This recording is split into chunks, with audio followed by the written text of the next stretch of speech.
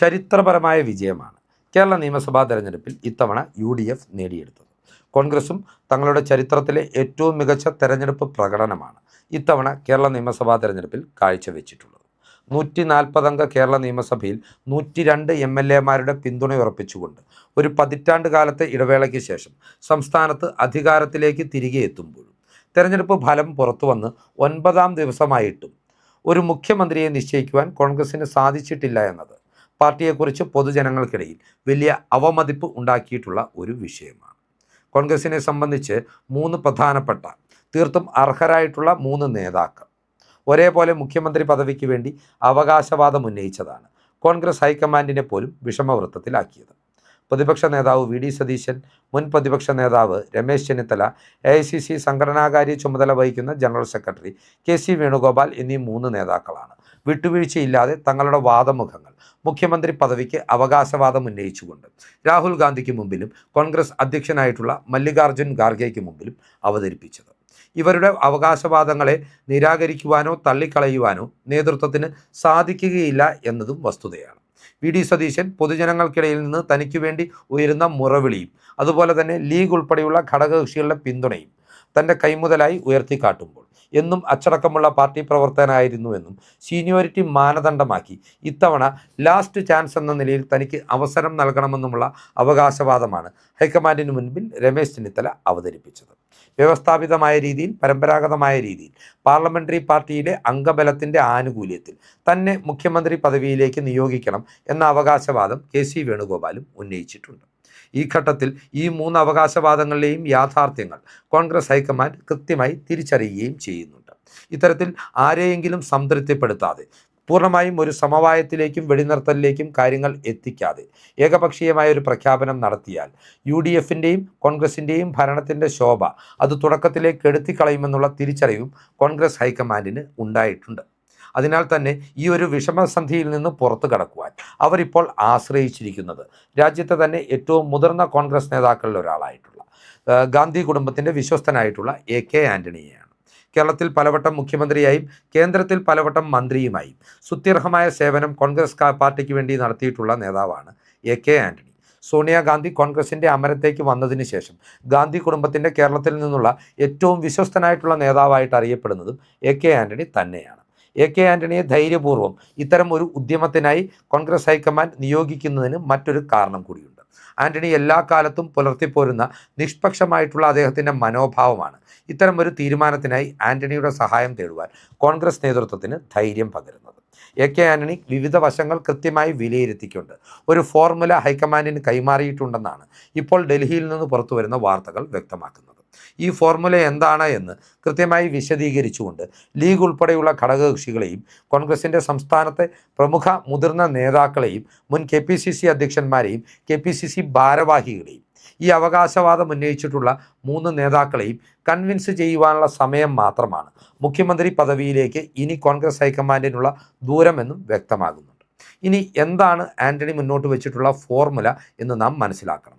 വളരെ സമഗ്രമായിട്ടുള്ള ഒരു കാഴ്ചപ്പാടാണ് കോൺഗ്രസ് ഹൈക്കമാൻഡിന് മുന്നിൽ AK ആൻ്റണി അവതരിപ്പിച്ചതെന്നാണ് കോൺഗ്രസിനോട് അടുത്ത വൃത്തങ്ങളിൽ നിന്ന് ലഭ്യമാകുന്ന വിവരങ്ങൾ നമുക്ക് മനസ്സിലാക്കുവാൻ സാധിക്കുന്നത്.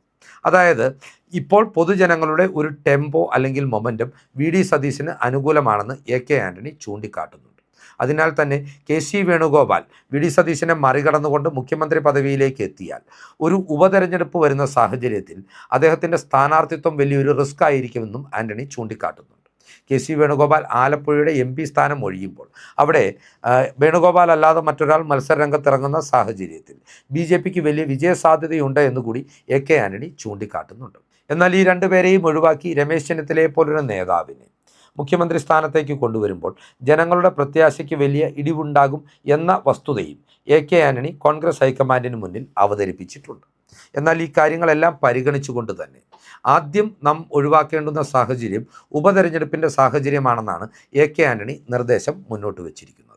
ലീഗും ജോസഫ് ഗ്രൂപ്പും ഉൾപ്പെടെയുള്ള ഘടകകക്ഷികൾ പോലും എതിർത്ത് നിൽക്കുന്ന ഒരു സാഹചര്യത്തിൽ KC വേണുഗോപാൽ മുഖ്യമന്ത്രിയായാൽ ഉണ്ടാകാൻ പോകുന്ന ഉപതെരഞ്ഞെടുപ്പുകളുടെ സാധ്യത ഒഴിവാക്കണമെന്ന് AK ആൻ്റണി നിർദ്ദേശിക്കുമ്പോൾ അത് പൂർണ്ണമായും KC വേണുഗോപാലിൻ്റെ സാധ്യതകൾ ഇല്ലാതാക്കുകയാണ്.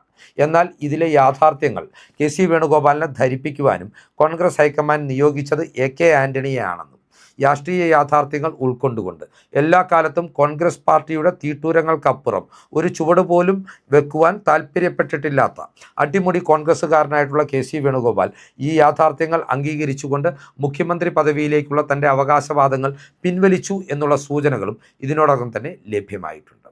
ഇനി കെ സി വേണുഗോപാലിന് ഇത്തരത്തിൽ ഒരു നെഗറ്റീവ് ഇമേജ് ഉണ്ടാക്കുവാൻ ഇടയാക്കിയത് വി ഡി സതീശൻ അനുകൂലികളുടെ ഒരു അപക്വമായിട്ടുള്ള രാഷ്ട്രീയ സമീപനമാണ് എന്ന യാഥാർത്ഥ്യവും ഇവിടെ കണക്കിലെടുക്കേണ്ടതാണെന്നുള്ള കൃത്യമായ നിർദ്ദേശവും എ കെ ആന്റണി മുന്നോട്ട് വെച്ചിട്ടുണ്ട്. സതീശന് വേണ്ടി നടന്നിട്ടുള്ള ആസൂത്രിതമായിട്ടുള്ള PR ക്യാമ്പയിനുകൾ കെ സി വേണുഗോപാൽ എന്ന നേതാവിൻ്റെ ഇമേജിനെ മാത്രമല്ല കോൺഗ്രസ് ഹൈക്കമാൻഡിൻ്റെയും കോൺഗ്രസ് നേതൃത്വത്തിൻ്റെയും വിശ്വാസ്യതയ്ക്ക് പോലും പോറലേൽപ്പിച്ചു എന്ന അഭിപ്രായ പ്രകടനവും വളരെ കൃത്യതയോടുകൂടി തന്നെ ആന്റണി നേതൃത്വത്തിന് കൈമാറിയിട്ടുണ്ട്. ഇത്തരത്തിൽ അപക്വമായ സമീപനങ്ങൾ സ്വീകരിച്ചതിൻ്റെ പേരിലും പാർട്ടി നേതൃത്വത്തെ അറിയിക്കാതെ തെരഞ്ഞെടുപ്പ് ഫലം പുറത്തു വരുന്നതിന് മുമ്പ് അദാനിയുമായി രഹസ്യ കൂടിക്കാഴ്ച നടത്തിയതിൻ്റെ പേരിലും വി ഡി സതീശനും എന്തെങ്കിലും വില നൽകേണ്ടി വരും എന്ന കൃത്യമായ സൂചനയാണ് എ കെ ആന്റണി ഹൈക്കമാൻഡിന് നൽകിയത്. അതിനാൽ തന്നെ വി ഡി സതീശനെ മുഖ്യമന്ത്രി പദവിയിലേക്ക് ഇപ്പോൾ പരിഗണിക്കുന്നത് ഉചിതമാവില്ല എന്ന നിർദ്ദേശവും ആന്റണി മുന്നോട്ട് വെച്ചിട്ടുണ്ട്. പക്വമതിയായ നേതാവെന്ന നിലയിലും സീനിയർ നേതാവെന്ന നിലയിലും രമേശ് ചെന്നിത്തലയെ മുഖ്യമന്ത്രി പദവിയിലേക്ക് സ്വാഭാവികമായി അവതരിപ്പിക്കുക എന്ന നിർദ്ദേശമാണ് എ കെ ആന്റണി ഇപ്പോൾ തന്നെ മുന്നോട്ട് വെച്ചിട്ടുള്ളത്.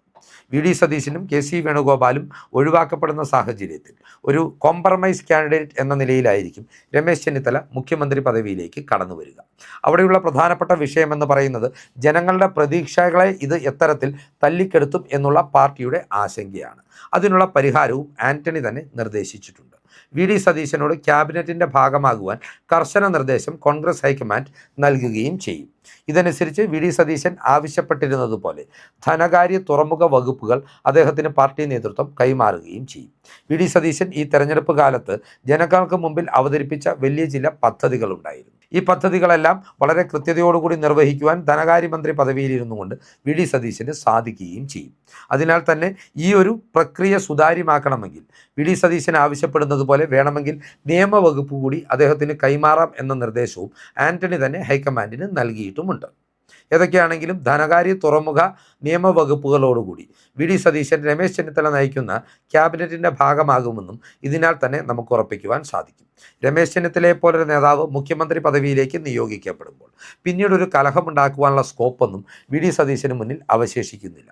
കാരണം ഒരു ഉപതെരഞ്ഞെടുപ്പിനുള്ള സാധ്യതകൾ പരിപൂർണമായി ഇല്ലാതാകുന്ന ഘട്ടത്തിൽ ഒരു കലഹമോ കൊട്ടാര വിപ്ലവമോ ഉണ്ടാക്കിയാലും ആത്യന്തികമായ നഷ്ടം തനിക്കാകും എന്ന് തിരിച്ചറിയുവാനുള്ള രാഷ്ട്രീയ ബുദ്ധിയൊക്കെയുള്ള നേതാവ് തന്നെയാണ് വി ഡി സതീശൻ.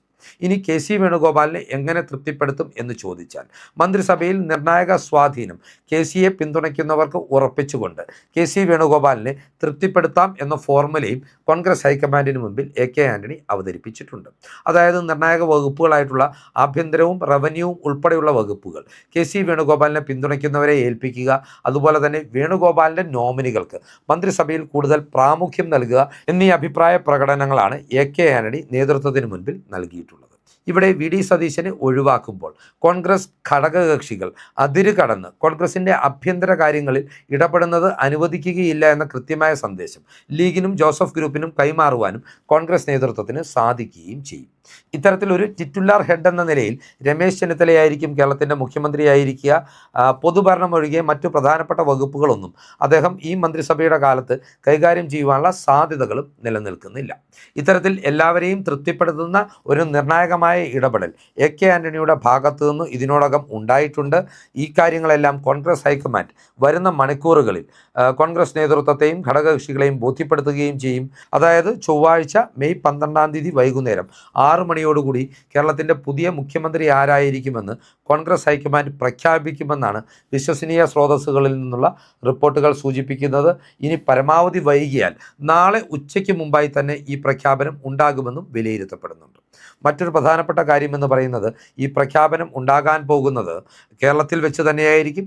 ആ സമയത്ത് 3 പ്രധാനപ്പെട്ട നേതാക്കളും മുൻ KPCC അധ്യക്ഷന്മാരും KPCC ഭാരവാഹികളുമെല്ലാം ഒരുപോലെ തന്നെ KPCC ഓഫീസിൽ ഇരുന്നു കൊണ്ടായിരിക്കും AICCയുടെ പ്രതിനിധി ഈ പ്രഖ്യാപനം നടത്തുക.